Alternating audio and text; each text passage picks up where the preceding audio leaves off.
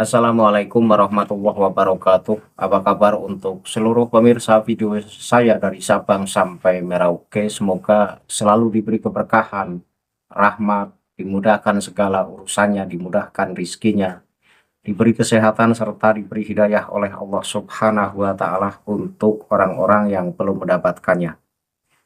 Kali ini saya akan mengomentari dan meluruskan ceramah Bapak Supi Dunia, yaitu Habib Lutfi bin Yahya asal Pekalongan. Ini ceramah di acara Mauludan. Pak Lutfi membawakan dua ayat Al-Quran yang masing-masing ayat yang dibaca oleh Pak Lutfi bin Yahya ini ada kesalahan. Dan kenapa saya perlu meluruskan? Ya karena video ceramah Pak Lutfi bin Yahya ini sudah ditonton di channel yang mengupload video Pak Lutfi tersebut dengan mencapai pengunjung 136.000. Ini sungguh luar biasa karena video Pak Lutfi bin Yahya yang salah dalam membaca dua ayat Al-Quran, kemudian videonya sudah ditonton sampai ratusan ribu. Maka ketika tidak saya luruskan, akan menyesatkan banyak penonton-penonton berikutnya. Dan anehnya di situ pengunjungnya begitu membludak karena ini video lama, sudah sangat lama, belum ada polemik nasabah Alawi, dan di situ umat muslim Indonesia khususnya Nahdlatul Ulama ini masih meyakini bahwa Pak Lutfi bin Yahya itu keturunan Rasulullah dengan jalur dari klan Ba'alawi. Tetapi setelah munculnya tesis Kiai Haji Matuddin Utsman Al-Bantani, ya alhamdulillah sudah sebagian besar masyarakat muslim di Indonesia ini tercerahkan. Nah, seperti apa ceramah Pak Lutfi bin Yahya dalam menjelaskan maulud, dan kemudian Pak Lutfi membacakan dua ayat, yaitu ayat 12 surat Maryam, kemudian ayat 30 surat Al-Baqarah, ini masing-masing salah. Nah, penonton bisa simak video yang akan saya tayangkan berikut ini. Wa min ayatihi ini sering dibaca ini di waktu khutbatun nikah. Qala rabbukal malaikati inni ja'ilun fil ardi khalifah. Qala rabbukal malaikati inni ja'ilun fil ardi khalifah. Sudah ditentukan. Kalau saya pribadi mungkin ya sudah mau ngangkat khalifah, bo iyo diturunkan saja kan selesai. Subhanallah. Ini maulud Nabi Musa. Nah, maulud Nabi Zakaria, Nabi Yahya ingin mempunyai keturunan selaku untuk meneruskan regenerasi. Disuruh puasa oleh Allah Ta'ala 3 hari. Maka hamillah istrinya, melahirkan seorang anak, diberi nama Yahya. Ya Yahya khudil kitabil quwwah. Ya Yahya khudil kitabil quwwah. Baru saja kita saksikan di situ Pak Lutfi pertama membaca surat Maryam ayat 12 yang berbunyi ya Yahya khudil kitaba biquwah wa atainahul hukma sobiyah, yang artinya wahai Yahya, ambillah atau pelajarilah kitab Taurat itu dengan sungguh-sungguh, dan kami berikan hikmah kepadanya, kepada Yahya, selagi dia masih kanak-kanak. Jadi ayat ini adalah ayat terkait Nabi Yahya. Bunyi ayat Al-Qur'annya adalah ya Yahya khudil kitaba biquwah. Pak Lutfi membaca ya Yahya khudil kitabi biquwah. Ini salah. Kenapa saya katakan salah? Ya karena kalimat al-kitabah, lafaz al-kitabah itu posisinya menjadi maf'ul, menjadi objek. Khud itu adalah fi'il amar, kemudian mendatangkan objek yang berupa alkitabah. Kalau diartikan ala pesantren kan hud ngalapo sapa sira alkitabah ing kitab. Jadi lafaz alkitabah menjadi maf'ul.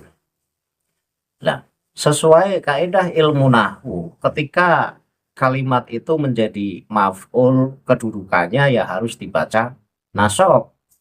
Nah, alamat nasabnya lafaz alkitabah ini memakai fathah sehingga dibaca hudil kitabah. Nah, hud ini asalnya kan dibaca hud dengan sukun huruf dalnya. Kenapa kemudian diberi harokat kasroh? Karena dalam istilah ilmu sorof, as-sakin idza hurika bil kasri. Jadi harokat sukun ketika pengen diharokati dalam rangka memudahkan penyambungan bacaan, ya berilah harokat kasroh. Karena di sini ketemu ada huruf-huruf yang mati, dal mati, al juga huruf yang mati bersukun. Maka huruf mati ketemu huruf mati ini tidak bisa dibaca sehingga dalnya diberi harokat. Nah, sesuai kaidah sorof tadi bahwa harokat sukun atau sukun ketika pengen diharokati untuk memudahkan bacaan ya berilah harokat kasroh. Sehingga hud itu diberi harokat kasroh hudil kitabah. Jadi salahnya di situ Pak Lutfi al-kitabah dibaca al-kitabi. Oh, salahnya kan sedikit. Dari al-kitabah menjadi al-kitabi. Ya walaupun sedikit, dengan salah harokat akhir suatu kalimat bahasa Arab ini akan merubah makna. Kalau dibaca hudil kitabi, maka lafaz al-kitabi menjadi mudhaf ilaih. Sayangnya hud itu fi'il amar, sehingga tidak bisa menjadi mudhaf.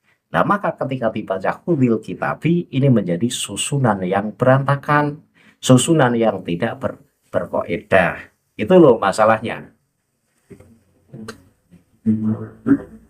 Nah, untuk muhibin, berkali-kali saya tunjukkan kesalahan Pak Lutfi bin Yahya yang katanya ulama sufi dunia. Ini bukan sebuah kebetulan Pak Lutfi salah, karena sudah berkali-kali Pak Lutfi membawakan ayat Al-Quran itu salah. Dan ini yang kesekian kalinya membaca surat Maryam ayat 12, ini salah. Ya Yahya hudil kitabah dibaca ya Yahya hudil kitabi. Nah, ini salah, artinya rusak. Dibaca hudil kitabi, maka objek dari kalimat hud yang merupakan fi'il amar itu di mana? Sedangkan objek itu harus dibaca nasab, yaitu berupa alkitabah. Itu yang pertama. Kemudian dari video yang tadi kita simak, Pak Lutfi juga membaca surat Al-Baqarah ayat 30 yang berbunyi wa id qala rabbuka lil malaikati inni ja'ilun fil ardi khalifah qalu ataj'alu fiha may yufsidu fiha wa yasfiku dima wa nahnu nusabbihu bihamdika wa nuqaddis sholat qala inni a'lamu ma la ta'lamun, yang artinya dan ingatlah ketika Tuhanmu berfirman kepada para malaikat, aku hendak menjadikan khalifah di bumi. Mereka berkata, apakah engkau hendak menjadikan orang yang merusak dan menumpahkan darah di sana? Sedangkan kami bertasbih memujimu dan menyucikan namamu. Dia berfirman, sungguh aku mengetahui apa yang tidak kamu ketahui. Jadi dalam surat Al-Baqarah ayat 30 ini, Allah itu mau menciptakan Nabi Adam. Kemudian Allah memberitahu kepada golongan malaikat. Nah, malaikat ini agak protes. Karena malaikat khawatir dengan Allah menciptakan manusia sebagai khalifah di bumi, seperti yang sudah-sudah Allah menciptakan makhluk yang ditempatkan di bumi, ini justru menimbulkan kerusakan. Nah, malaikat ini khawatir nanti kalau Allah menciptakan manusia kemudian menjadi khalifah di bumi pun akan menjadikan kerusakan pula. Tetapi jawab Allah adalah, aku mengetahui apa yang tidak kamu ketahui. Nah, di sini Pak Lutfi membaca bukan wa'id qala rabbuka lil malaikati inni ja'ilun. Pak Lutfi membuang kalimat il. Pak Lutfi membaca wa qala rabbuka lil malaikati inni. Lah, ini salah. Salah. dibuang id itu merusak makna juga. Kalau wakola artinya dan Allah berkata, maka ini tidak sesuai dengan konteks ayat yang sesungguhnya. Karena konteks ayat yang sesungguhnya adalah dan ingatlah ketika Tuhanmu berfirman. Wa id qala rabbuka itu artinya dan ingatlah ketika Tuhanmu berfirman. Lah kok dibaca wa qala rabbuka membuang id? Ya ini ya salah. Dan salahnya saya sebut fatal. Kenapa fatal? Ya Al-Quran itu tidak boleh diganti harokatnya, tidak boleh dibuang kalimatnya, menambah ya atau mengurangi, ini tidak boleh. Nah, berarti ketika Pak Lutfi membaca dua ayat tadi, yaitu surat Maryam ayat 12 dan surat Al-Baqarah ayat 30, ini masing-masing salah. Yang pertama itu merubah harokat, kemudian yang kedua sampai membuang kalimat, dan ini kesalahannya fatal.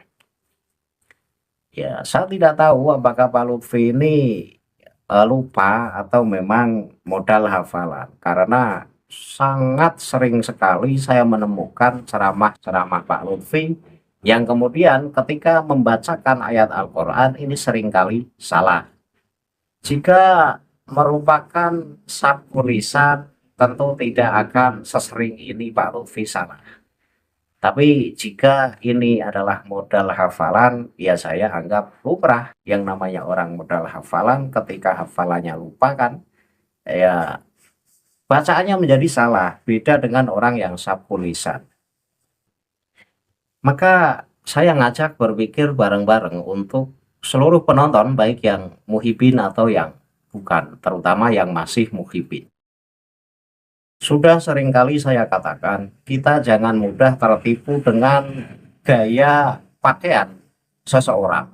Karena dengan kita mudah tertipu gaya pakaian seseorang, ketika kita melihat orang yang berjubah, bersorban, maka langsung kita akan menilai bahwa orang tersebut adalah orang yang berilmu tinggi. Itu belum tentu. Kenapa? Bisa jadi orang yang berpakaian ala kadarnya justru orang yang berilmu, dan orang yang kelihatannya berpakaian gaya ulama itu sebenarnya bukan ulama, malah ngulama atau ngalama. Nah ini kan repot kalau kita mudah ditipu dengan model pakaian. Karena apa ya? Karena di negara Arab sana kan tukang becak juga pakaiannya gaya gaya seperti kabib-kabib yang ada di Indonesia. Karena itu adalah pakaian itu adat. Pakaian adat, tidak memandang apakah itu ulama atau bukan, ya pakaiannya semacam itu. Abu Jahal juga pakaiannya seperti itu, memakai sorban.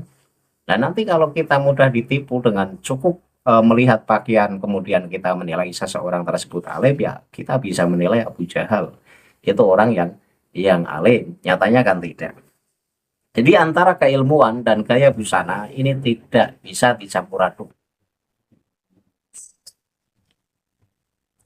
Itu saja yang bisa saya sampaikan kepada seluruh penonton video saya, bahwa intinya saya meluruskan bacaan ayat Al-Quran yang dibaca oleh Pak Lutfi bin Yahya dari dua ayat, dari surat Maryam ayat 12 dan surat Al-Baqarah ayat 30, itu masing-masing salah dan perlu saya luruskan agar kesalahan Pak Lutfi bin Yahya ini tidak menjadikan dosa jariah. Karena video yang sudah terlanjur diupload dalam salah satu channel ini tidak menutup kemungkinan akan ditonton terus-terusan. Ketika tidak saya luruskan, maka ketika ditonton oleh penonton yang awam, Pak Lutfi mendapat dosa karena sudah salah dalam membacakan ayat Al-Quran. Nah karena itu saya luruskan, yang benar adalah ya Yahya hudil kitaba bikuwah, bukan ya Yahya hudil kitabi bikuwah. Kemudian wa idh qala rabbuka lil malaikati inni ja'ilun fil ardi khalifah, bukan wa qala rabbuka lil malaikati inni ja'ilun fil ardi khalifah. Itu saja, semoga bermanfaat untuk seluruh pemirsa video saya. Akhirul kalam, billahi taufik wal hidayah. Wassalamualaikum warahmatullahi wabarakatuh. Salam maras untuk seluruh muslim di Indonesia.